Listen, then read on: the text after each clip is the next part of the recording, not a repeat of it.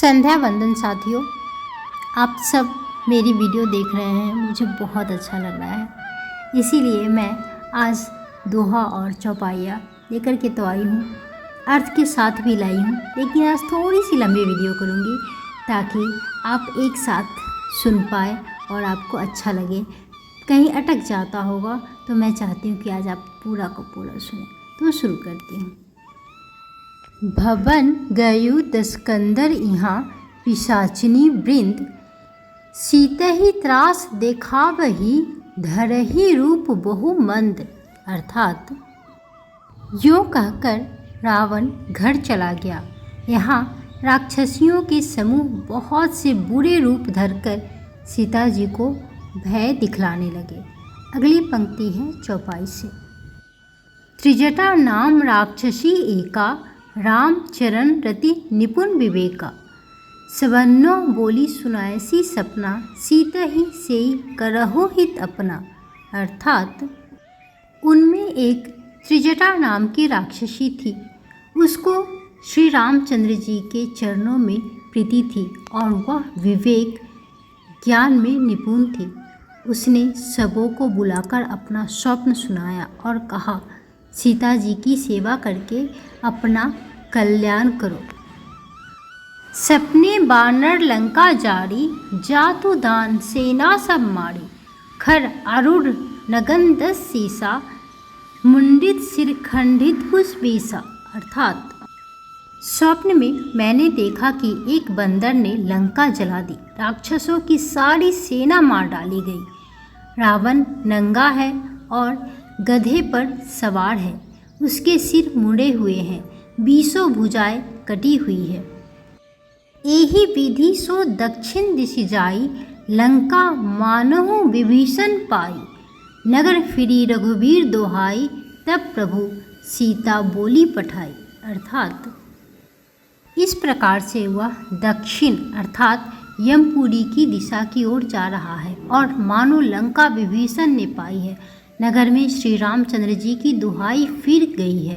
तब प्रभु ने सीता जी को बुला भेजा। यह सपना में कहो पुकारी, होई ही सत्य गए दिन चारी। तासु बचन सुनीते सब डरी, जनक सुता के चरन्नी पड़ी। अर्थात मैं पुकार कर निश्चय के साथ कहती हूँ कि यह स्वप्न कुछ ही दिनों बाद सत्य होकर रहेगा। उसके वचन सुनकर वे सब राक्षसियाँ डर गई और जानकी जी के चरणों पर गिर पड़ी। अगली लाइनें हैं दोहा से, जो सुंदरकांड की 11वीं दोहा है। जह तह गई सकल तब सीता कर मन सोच, मास दिवस बीते मोही मारी ही निशीचर पोंछ। अर्थात तब इसके बाद वे सब जहाँ तहाँ चली गई। सीता जी मन में सोच करने लगी कि 1 महीना बीत जाने पर नीच राक्षस रावण मुझे मारेगा। अगली लाइनें हैं चौपाई से। त्रिजटा सन बोली कर जोड़ी, मातु विपत्ति संगनी तय मोरी। तजो देह करु बेगी उपाय, दुसह बिरहु अब नहीं सही जाई।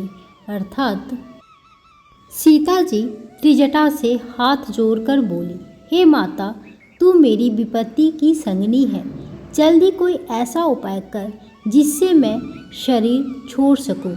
विरह असह हो चला है, अब यह सहा नहीं जाता। आनी काठ रचु चिता बनाई, मातु अनल पुनि देह लगाई।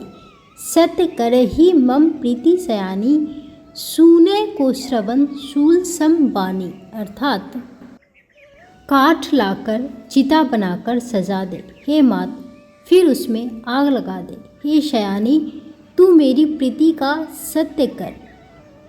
रावण की शूल के समान दुख देने वाली वाणी कानों से कौन सुने। सुनत बचन पद गही समुझायसी, प्रभु प्रताप बल सुजसु सुनायसी। निसी न अनल मिल सुन सुकुमारी, अस कही सो निज भवन सिधारी।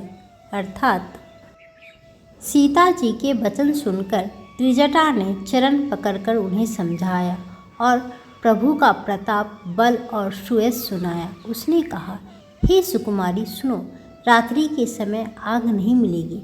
ऐसा कहकर वह अपने घर चली गई। कह सीता विधि भाव प्रतिकूला, मिलहि न पावक मिटहि न सूला। देखियत प्रगट गगन अंगारा, आवनी न आवत एकउ तारा। अर्थात सीता जी मन ही मन कहने लगी, क्या करूं, विधाता ही विपरीत हो गया। ना आग मिलेगी न पीड़ा मिटेगी। आकाश में अंगारे प्रकट दिखाई दे रहे हैं, पर पृथ्वी पर एक भी तारा नहीं आता। पावक में शशि स्रवत न आगे, मानहु मोहि जानि हतभागे। सुनहि विनय मम बिटप अशोका, सत्य नाम करु हरु मम शोका। अर्थात चंद्रमा अग्नि में है, किंतु वह भी मानो मुझे हतभाग्नि जानकर आग नहीं बरसाता है। हे अशोक वृक्ष, मेरी विनती सुन, मेरा शोक हर ले और अपना अशोक नाम सत्य कर दे। नूतन किसले अनल समाना, देहि अग्नि जनि करहि निदाना। देखी परम विरहाकुल सीता, सो क्षण कपिहि कलप संबीता। अर्थात तेरे नए नए कोमल पत्ते अग्नि के समान हैं, अग्नि दे, विरह रोग का अंत मत कर। अर्थात विरह रोग को बढ़ाकर सीमा तक न पहुंचा।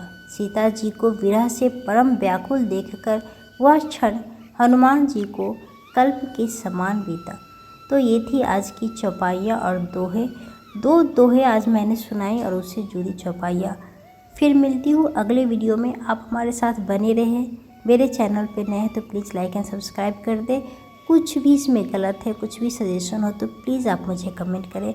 मुझे आपका हर एक कमेंट मेरे लिए अनमोल है। मिलती हूँ अगले वीडियो के साथ, तब तक के लिए जय जय सिया राम।